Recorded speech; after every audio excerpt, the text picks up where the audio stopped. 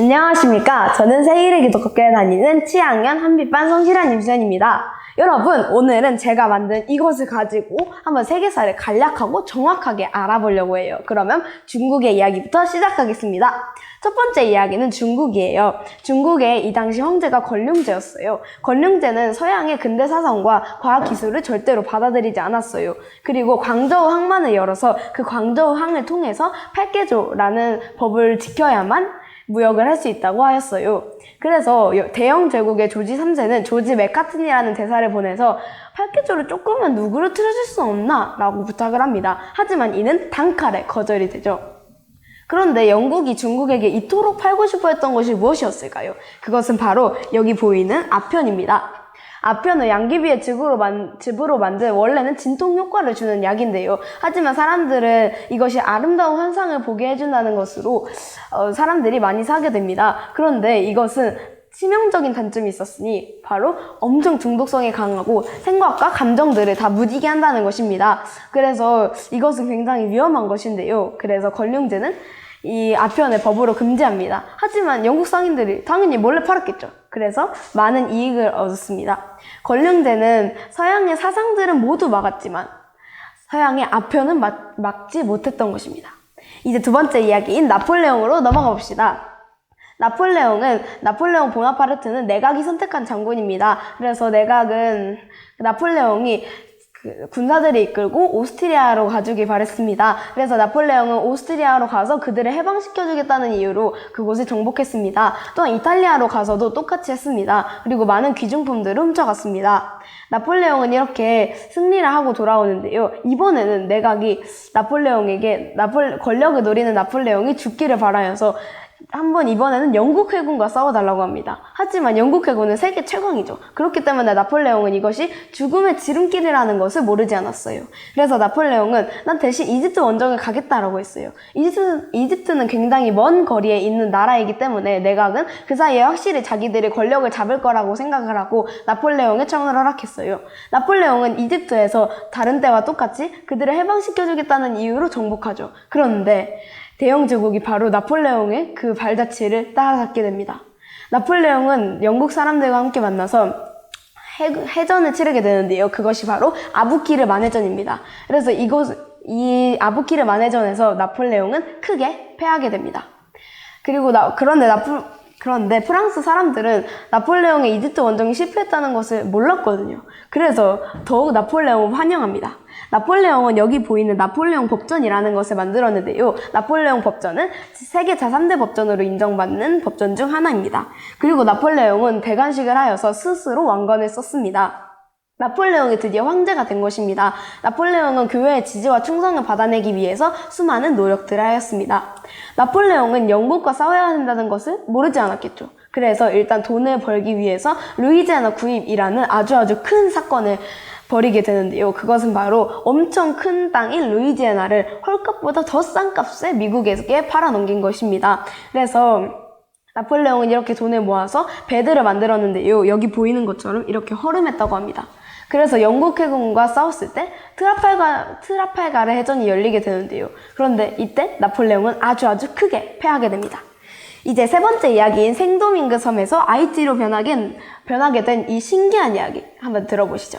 생도밍그 섬은 원래 커피와 사탕수수를 경작해서 많은 이익을 버는 섬이었어요. 그런데 여기에는 아프리카 노예들이 굉장히 많았거든요. 그들은 억압된 생활을 하였어요. 또한 그들은 다른 나라들의 독립 이야기를 들으면서 그날이 오기만을 기다렸어요. 바로 그날이 왔어요. 아프리카 노예들은 농장 주인들을 때리고 죽였어요. 그런데 이것은 적어도 그냥 복수에 지나지 않았어요. 그래서 투생이라는 사람은 이들이 전략적이고 조직적으로 싸울 수 있도록 군사들을 훈련시키고 군사들을 배치했어요. 그래서 투생의 지휘에 따라서 노예들은 싸우게 되는데요. 그런데 프랑스가 갑자기 생도밍그 섬에 와서 손을 잡자고 하는 것입니다. 그래서 투생은 이를 믿고 스페인과 손을 잡았죠. 근데 스페인 군도 프랑스 군과 다를 바가 없었던 것입니다. 그래서 투생은 이제부터 스페인 군을 위해서 싸우지 않겠다고 하고 또 다시 섬의 통치자가 됩니다.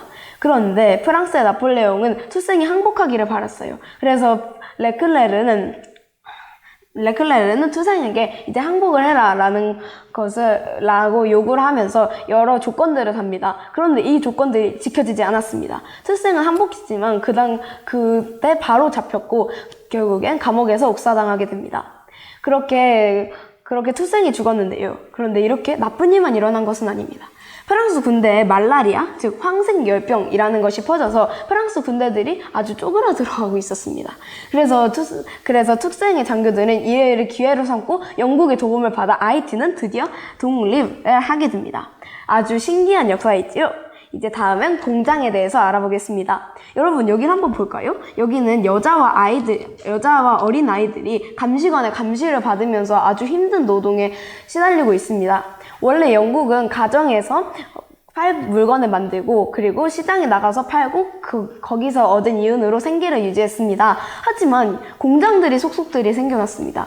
그 공장들이 생기니 공장이 싼 값에 질이 좋은 제품들을 많이 만들 수 있었죠. 그래서 사람들은 생계를 유지하기 위해서는 공장에 들어가야만 했습니다. 그래서 여자와 어린아이들까지도 공장에 이렇게 들어가서 노동 착취를 당하게 됩니다. 그래서 영국은 급히 공장법이라는 걸 제정하는데요. 하지만 이것은 여자와 어린아이들을 아주 많이 노동시켜도 법적으로 문제가 없다는 것을 더욱 증명하는 법이 되었습니다. 이렇게 억압만 당하고 있으니까 어떻게 했겠어요? 당연히 들고 일어났겠죠? 그래서 이 네드 러드 장군이라는 수수께끼의 남자가 러다이트 운동을 지휘했어요. 그래서 많은 노동자들은 러다이트 운동을 벌이면서 이렇게 여기 보이는 것처럼 기계의 못을 빼고 망치로 기계를 부숴버렸어요. 그래서 그들은 결국엔 이렇게 계속 러다이트 운동을 하였답니다. 그리고 미국의 토머스 제퍼슨은 미국에선 절대 이런 일이 일어나면 안 돼 라고 했지만 알렉산더 해밀턴 같은 공장에 창성하는 사람들 그리고 미국의 사업가들은 수익에 눈이 멀어서 결국에는 미국에도 공장들이 많이 생겨나게 됩니다. 그래서 미국에서는 가난한 사람들이 모여 사는 마을인 아주 비이성적인 슬럼가가 형성되게 됩니다. 이제 여러분 마지막 이야기를 살펴볼까요? 마지막 이야기는 서부 탐사에 대한 이야기예요. 아까 우리가 나폴레옹에 대해서 배웠을 때 루이지애나 구입에 대해서 기억하시나요? 나폴레옹의 루이지애나 구입을 통해서 미국은 단 하루 만에 영토가 2배로 늘어나게 돼요. 그런데 그 서부에다가 이민자들을 보내기 위해서는 먼저 그곳에 어떤 것이 있는지, 누가 살고 있는지를 먼저 알아야 되잖아요. 그래서 미국에서는 루이스와 클라크를 보내어서 서부 탐사를 하게 합니다. 그래서 루이스와 클라크는 가면서 캐나다 상인이었던 남자와 또 사카자웨어를 만나서 사카자웨어와 동행하며 원주민들의 말을 통역받게 됩니다. 그리고 그들은 곧 북아메리카의 대륙 분수령인 로키 산맥에 이르게 되는데요. 로키 산맥으로 쭉 가면 태평양이 나옵니다. 네, 그렇게 그들은 서부 탐사를 하였어요. 또 쇼슈니족에게 말을 사기 위해서 그들과 함께 거래를 성사하게 됩니다. 드디어 그들이 로키 산맥에 다 다르러서 태평양을 만나게 되었어요. 서부 탐사를 끝마친 것이죠. 그래서 루이스와 클라크는 서부 탐사를 하면서 봤던 많은 것들을 자세히 기록하고 그곳에 무엇이 있는지 또 그곳의 지도를 그렸어요. 여러분, 이제 백인에게 저항한 테쿰세라는 제목의 역사를 한번 알아볼 것인데요. 이것은 방금 배웠던 것과는 정반대의 입장에서 보는 것이랍니다. 쇼니족의 아주 훌륭한 전사 테쿰세라는 사람이 있었어요. 테쿰세는 모든 원주민들이 힘을 합쳐서 백인들을 몰아내야 된다고 생각을 하셨어요. 테쿰세의 동생인 텐스콰타와, 즉 예언자라고도 불리는 이 텐스콰타와도 그와 똑같은 생각을 하고 그런 설교를 했기 때문에 둘은 생각이 맞아서 함께 백인들을 몰아낼 계획을 세웠어요. 인디애나 준주의 총독은 테쿰세를 제외한 모든 원주민 부족의 추장들을 만나서 그들에게 땅을 사겠다고 합니다. 그리고 그들은 그 거래를 성사하게 됩니다. 그런데 나중에 테쿰세가 다시 찾아와서 이것은 무효이다 라고 주장을 하게 됩니다. 그러나 인디애나 준주의 총독과 뜻이 맞지 않자 결국엔 전투태세로 들어가게 됩니다. 테쿰세는 촉토족을 설득해서 같이 싸우게 하기 위해서 촉토족에게 설득하러 가는데요. 근데 그때 자신의 동생 텐스콰타와에게 아무 행동도 하지 말라고 합니다. 그리고 촉토족을 설득하러 내려가죠. 그런데 텐스콰타와는 아무 행동도 하지 않았을까요? 아닙니다. 텐스콰타와는 자신의 마법을 통해서 총알이 날아오지 못할 것이다 라고 하면서 아주 마음 놓고 싸우라고 합니다. 그렇게 원주민들은 막 싸웠죠.